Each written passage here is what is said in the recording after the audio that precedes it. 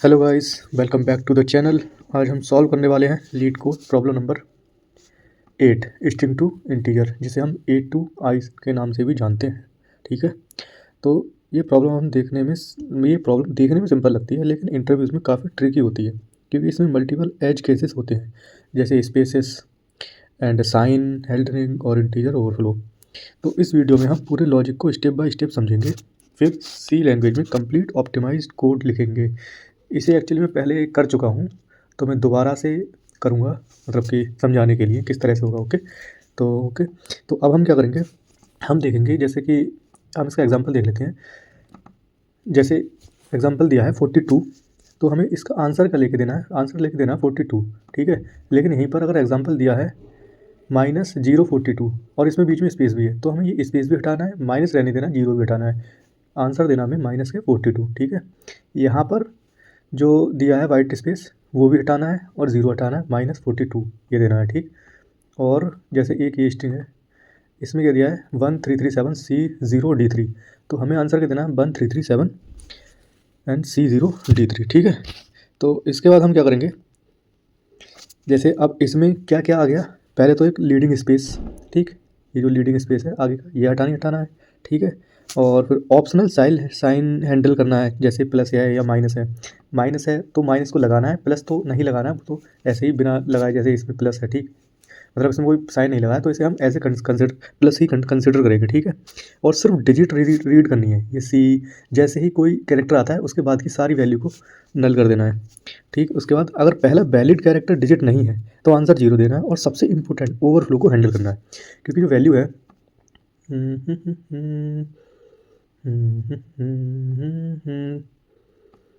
String की length दी हुई है लेस देन इक्वल टू 200, 0 से 200 के बीच में स्ट्रिंग की लेंथ आ सकती है। ठीक, और हमें क्या करना है इसके अंदर, या माइनस के 2 द पावर 31 यहाँ तक जाएगी, मतलब कि प्लस के 2 द पावर 31 से माइनस के 2 द पावर 31, 2 द पावर 31 यहाँ तक की वैल्यू जा सकती है, यानी कि 32 डिजिट तक।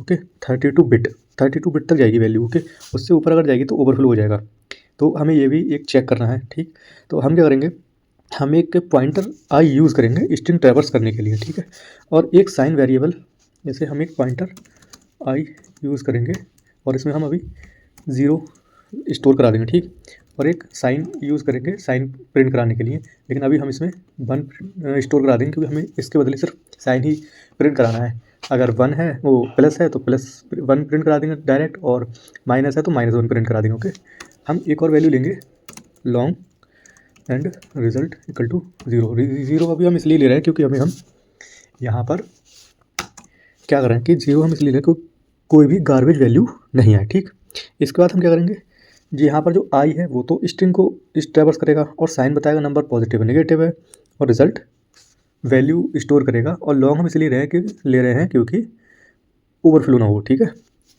और उसके बाद हम क्या करेंगे, हम एक लूप चलाएंगे कंडीशन चेक करने के लिए कि कोई वाइट स्पेस है तो उसे हम छोड़ दें, और वैल्यू स्ट्रिंग को, मतलब कि जो आई है इसे हम स्ट्रिंग में आगे बढ़ा दें। ठीक, तो हम एक वाइल लूप चलाएंगे।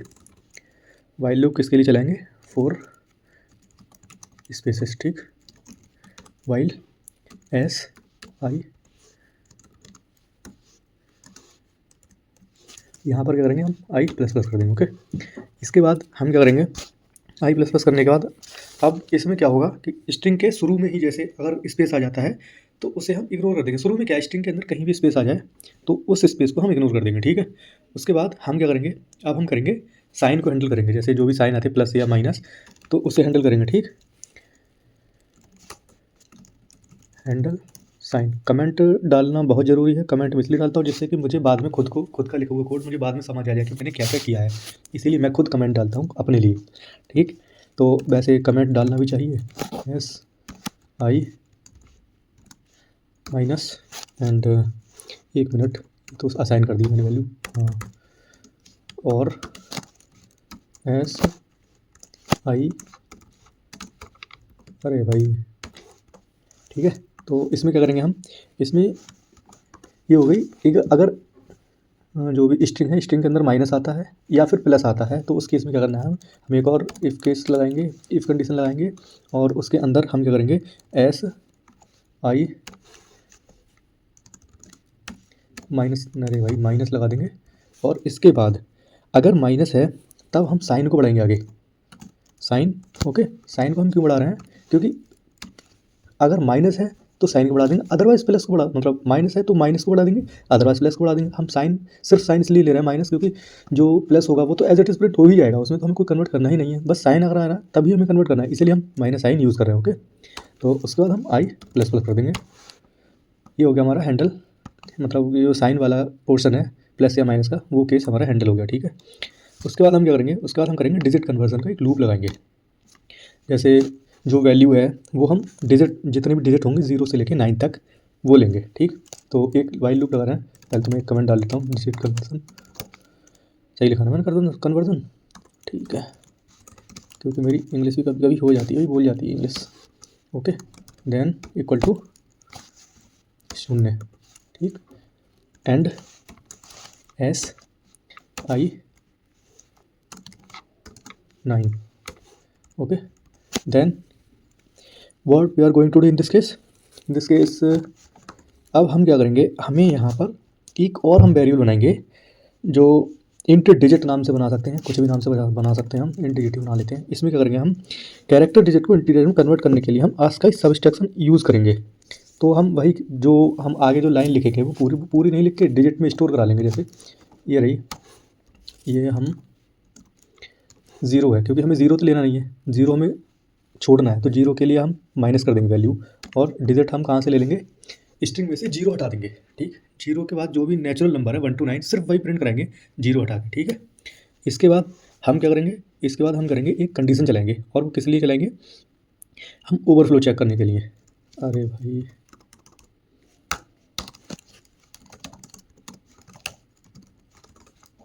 कितनी गंदी हो गई है मेरी। जैसे इफ़, और हमने जो बनाया था रिज़ल्ट, अब जो मेन कंडीशन है वो ये है कि रिज़ल्ट अगर जो हमारी वैल्यू होती दी गई है, ये 2 की पावर 31, 2 की पावर 31 कितनी होगी, वो मैं भाई 2 की पावर 31 यानी 448,364, यहाँ से लेके अगर इससे वैल्यू बड़ी आती है तो हम क्या करेंगे, और ये क्या कर दिया मैंने भाई, गड़बड़ क्यों कर रहा हूँ मैं। अब ठीक है, अगर वैल्यू इससे बड़ी आती है और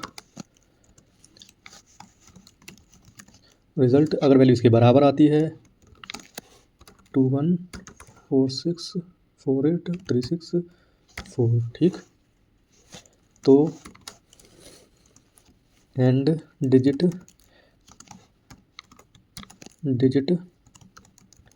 साइन, ये क्यों लगा रहा हूँ मैं अभी बताता हूँ आपको। जैसे अगर वैल्यू इस नंबर से बड़ी आती है तो हमें नहीं लेनी है। ठीक, या फिर हमें या तो ये वैल्यू आएगी या फिर ये वैल्यू आएगी, इसके बराबर आएगी।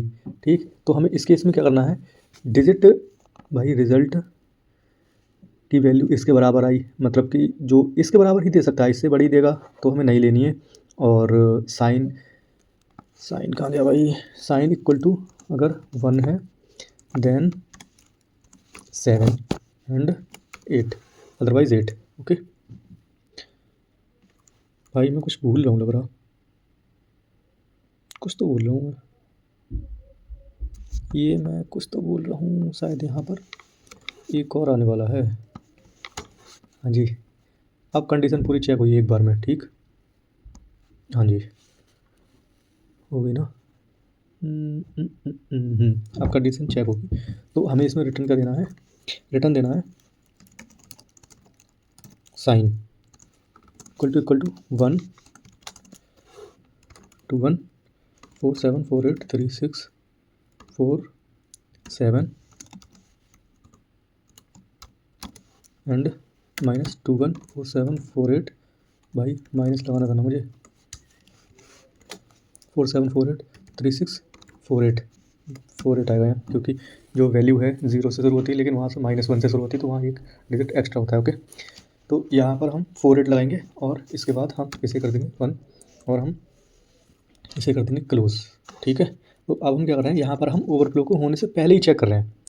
ठीक, इंटीजर की मैक्सिमम वैल्यू जो होती है वो ये नंबर होती है, और यहाँ पर जो मिनिमम वैल्यू होती है वो ये वाली नंबर होती है, माइनस से जो शुरू होती है। ठीक, तो अगर रिज़ल्ट ऑलरेडी इस नंबर से बड़ा हो गया है तो नेक्स्ट डिजिट ऐड करना सेफ़ ही नहीं है, या तो ये चलेगा ये चलेगा। ठीक है, तो इन दोनों में तो नेक्स्ट डिजिट है वो सेम, मतलब एक्स्ट्रा जो भी डिजिट आ रही है वो ऐड नहीं होगी। तो और अगर रिज़ल्ट एग्जैक्टली है तब भी लास्ट डिजिट डिपेंड करता है साइन पे, अगर साइन माइनस है तब तो ऐड होगा, अदरवाइज ऐड नहीं होगा। प्लस है तो ऐड नहीं होगा, है ना। और इसके लिए पॉजिटिव नंबर के लिए जो मैक्स डिजिट होता है वो 7 होगा लास्ट में।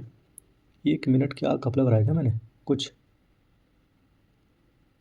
हाँ जैसे ये नंबर दिया है। ठीक, ये नंबर दिया है भाई, ये नंबर, हाँ ठीक है, ये नंबर दिया ना।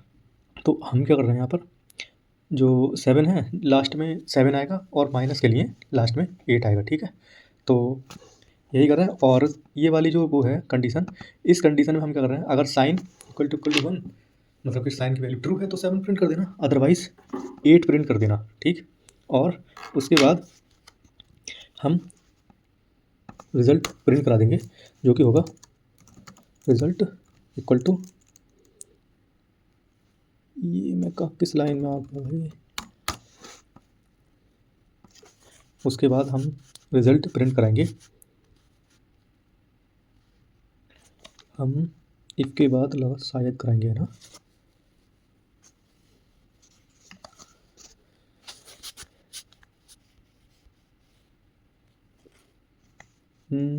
इस लूप के बाद नहीं कराएंगे, हम कराएंगे इफ के बाद।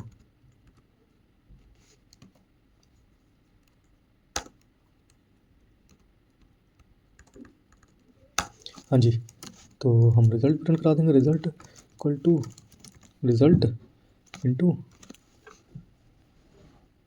10 plus digit, okay, and pi plus plus. Okay, तो हम क्या कर रहे हैं यहाँ पर, रिज़ल्ट में जो भी रिज़ल्ट की वैल्यू आएगी, रिज़ल्ट की वैल्यू अभी तो 0 है, तो जो भी रिज़ल्ट की वैल्यू आएगी उसमें डिजिट को हम ऐड कर रहे हैं। जैसे हम रिवर्स करते हैं ना कोई स्ट्रिंग, तो या कोई नंबर रिवर्स करते हैं तो उसमें भी हम सेम लॉजिक का यूज़ करते हैं प्रिंट कराने के लिए। ठीक है, और हम यहाँ आई प्लस प्लस कर देंगे। ठीक, उसके बाद हम यहाँ पर आ जाते हैं, यहाँ पर आने के बाद हम रिटर्न रिज़ल्ट इनटू साइन कर देते हैं। Okay, so this is our code for the today. हाँ, मैं 1 मिनट पहले इसे रन करके देख लेता हूँ। दिस इज़ वर्किंग और not, no this is not working, and why is this not working. 1 minute, मैंने सिंग लगा दिया भाई साइन की जगह। हाँ जी, now going to check, yes, I think this is working. Yeah, all test case has been passed, so now going to submit, should be submit।